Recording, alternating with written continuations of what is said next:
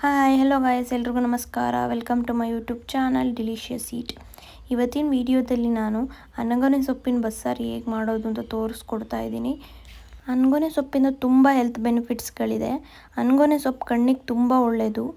Before get in to a recipe, please like, share, comment and subscribe to my YouTube channel. ಅನಗೊನೆ ಸೊಪ್ಪು 3 ತರಹದ್ದು ಸಿಗುತ್ತೆ.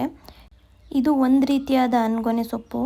ಈ ಸೊಪ್ಪಲ್ಲಿ ಏನು ಸ್ಪೆಷಾಲಿಟಿ ಅಂದರೆ, ನಾವಿದರಲ್ಲಿ ಕಡ್ಡಿ ಮತ್ತು ಸೊಪ್ಪು ಎರಡನ್ನೂ ಯೂಸ್ ಮಾಡ್ತೀವಿ. ಈ ಸೊಪ್ಪಲ್ಲಿ ಮಣ್ಣಿರುತ್ತೆ. ಸೊ ಒಂದು 2-3 ಸತಿ ಚೆನ್ನಾಗಿ ವಾಶ್ ಮಾಡಿಕೊಂಡು ಇಲ್ಲಿ ನಾನು ಚಿಕ್ಕ ಚಿಕ್ಕದಾಗಿ ಕಟ್ ಮಾಡಿ ಇಟ್ಕೊಂಡಿದ್ದೀನಿ. ಚಿಕ್ಕ ಚಿಕ್ಕದಾಗಿ ಕಟ್ ಮಾಡಿಕೊಂಡ್ರೆ ಇದು ಕಾಳುಗಳ ಜೊತೆ ಚೆನ್ನಾಗಿ ಬೆರೆಯುತ್ತೆ. ನೆಕ್ಸ್ಟ್ ನಾನಿಲ್ಲಿ ಒಂದು ಕುಕ್ಕರ್ಗೆ ನೀರು ಕಾಯ್ದಕ್ಕಿಟ್ಟಿದ್ದೆ. ಕಾಯ್ದಿರೋ ನೀರಿಗೆ ಅರ್ಧ ಕಪ್ಪಷ್ಟು ಹೆಸರು ಕಾಳನ್ನ ಹಾಕ್ಕೊತಾ ಇದ್ದೀನಿ. ಹೆಸರು ಕಾಳು ಒಂದು 10 ನಿಮಿಷ ಬೇಯೋದಕ್ಕೆ ಬಿಡಿ. 10 ನಿಮಿಷ ಆದಮೇಲೆ ನಾನಿಲ್ಲಿ ಕಟ್ ಮಾಡಿ ಇಟ್ಕೊಂಡಿರೋ ಸೊಪ್ಪನ್ನ ಹಾಕ್ಕೊತಾ ಇದ್ದೀನಿ. ಸೊಪ್ಪನ್ನ ಹಾಕ್ಕೊಂಡಿದ್ದ ನಂತರ ಒಂದು ಅರ್ಧ ಕಪ್ನಷ್ಟು ತೊಗರಿಬೇಳೆನ ತೊಳ್ಕೊಂಡು ಹಾಕ್ಕೊತಾ ಇದ್ದೀನಿ. ಒಂದು 5-6 ಒಣಮೆಣ್ಸಿನ್ಕಾಯಿನ ಹಾಕ್ಕೊತಾ ಇದ್ದೀನಿ. ಮತ್ತು ಸೊಪ್ಪಿಗೆ ಎಷ್ಟು ಬೇಕೋ ಅಷ್ಟು ಉಪ್ಪನ್ನ ಹಾಕ್ಕೊತಾ ಇದ್ದೀನಿ. ನೀವು ಬೇಕಾದರೆ ಹೆಸರು ಕಾಳನ್ನ ಸ್ಕಿಪ್ ಮಾಡಿಕೊಂಡು ತೊಗರಿಬೇಳೆನೇ ಹಾಕ್ಕೊಬೋದು. ನಂತರ ಲಿಡ್ ಕ್ಲೋಸ್ ಮಾಡಿ ಒಂದು ವಿಷಲ್ ಕೂಗಿಸಿದ ನಂತರ ತೋರಿಸ್ತಾ ಇದ್ದೀನಿ. ನೋಡ್ತಿರ್ಬೋದು ಎಷ್ಟು ಚೆನ್ನಾಗಿ ಕಾಳೆಲ್ಲ ಬೆಂದಿದೆ ಅಂತ.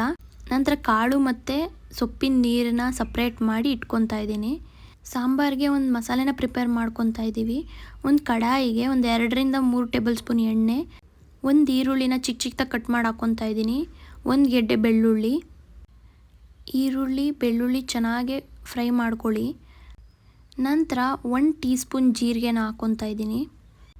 ಜೀರಿಗೆ ಮತ್ತು ಮೆಣಸೆ ಮೇನ್ ಬಸ್ಸಾರಿಗೆ. ನಂತರ ಒಂದು ಒಳ್ಳೆ ಮಿಕ್ಸ್ ಕೊಟ್ಟು ಒಂದು 5 ಮೆಣಸನ್ನ ಹಾಕ್ಕೊತಾ ಇದ್ದೀನಿ. ಮೆಣಸನ್ನ ಹಾಕ್ಕೊಂಡು ಚೆನ್ನಾಗಿ ಫ್ರೈ ಮಾಡ್ಕೊಳ್ಳಿ.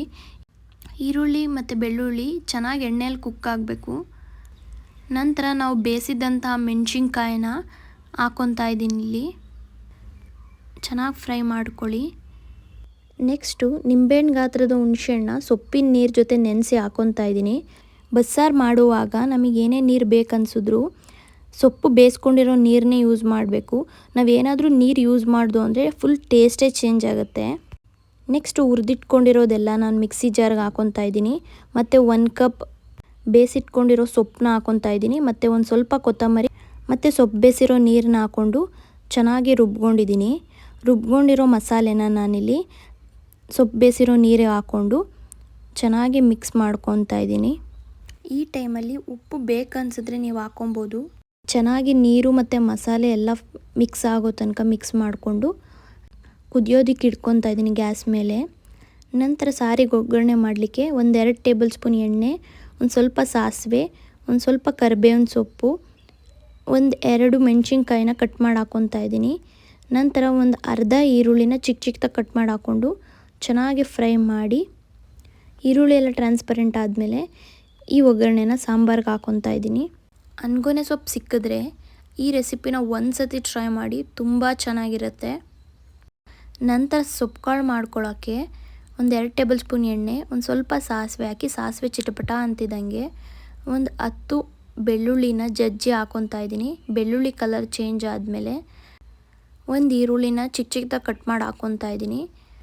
ಒಂದೊಳ್ಳೆ ಮಿಕ್ಸ್ ಕೊಟ್ಟಿದ ನಂತರ ಒಂದು ಸ್ವಲ್ಪ ಕರಿಬೇವಿನ ಸೊಪ್ಪನ್ನ ಹಾಕ್ಕೊತಾ ಇದ್ದೀನಿ. ಕರಿಬೇವಿನ ಸೊಪ್ಪನ್ನು ಹಾಕಿ ಒಂದೊಳ್ಳೆ ಮಿಕ್ಸ್ ಕೊಡಿ. ಮಿಕ್ಸ್ ಕೊಟ್ಟಿದ ನಂತರ ಒಂದು ಸ್ವಲ್ಪ ಕಾಯಿ ತುರಿನ ಹಾಕ್ಕೊತಾ ಇದ್ದೀನಿ. ಕಾಳಿಗೆ ಎಷ್ಟು ಬೇಕೋ ಅಷ್ಟು ಕಾಯಿ ತುರಿನೂ ಹಾಕ್ಕೊಂಡು ಚೆನ್ನಾಗಿ ಒಂದೊಳ್ಳೆ ಫ್ರೈ ಮಾಡ್ಕೊಳ್ಳಿ ಕಾಯಿ ತುರಿ ಎಣ್ಣೆ ಜೊತೆ. ನಂತರ ಸೊಪ್ಪು ಹಾಕ್ಕೊಂಡು ಉಪ್ಪು ಬೇಕನ್ಸಿದ್ರೆ ಇಲ್ಲಿ ನೀವು ಸೇರಿಸ್ಕೊಬೋದು. ನಂತರ ಕಾಳು ಮತ್ತು ಕಾಯಿ ತುರಿ ಬೆರೆಯೋ ಹಾಗೆ ಒಂದೊಳ್ಳೆ ಮಿಕ್ಸ್ ಕೊಟ್ಟರೆ ಅನಗೊನೆ ಸೊಪ್ಪಿನ ಬಸ್ಸಾರು ರೆಡಿ ಆಗುತ್ತೆ. ಈ ಸಾಂಬಾರಲ್ಲಿ ಮತ್ತು ಕಾಳಲ್ಲಿ ತುಂಬ ವಿಟಮಿನ್ಸ್ ಇರುತ್ತೆ. ಈ ಸಾಂಬಾರನ್ನ ನೀವು ಮುದ್ದೆ ಅಥವಾ ಅನ್ನದ ಜೊತೆ ತಿನ್ಬೋದು. ತುಂಬ ಚೆನ್ನಾಗಿರುತ್ತೆ. ಒಂದು ಸತಿ ಟ್ರೈ ಮಾಡಿ ಹೇಗೆ ಬಂತು ಅಂತ ತಿಳಿಸಿ. ನಾಳೆ ಇನ್ನೊಂದು ಹೊಸ ರೆಸಿಪಿ ಜೊತೆ ಸಿಗ್ತೀನಿ. ಅಲ್ಲಿವರೆಗೂ ಟೇಕ್ ಕೇರ್, ಬಾಯ್.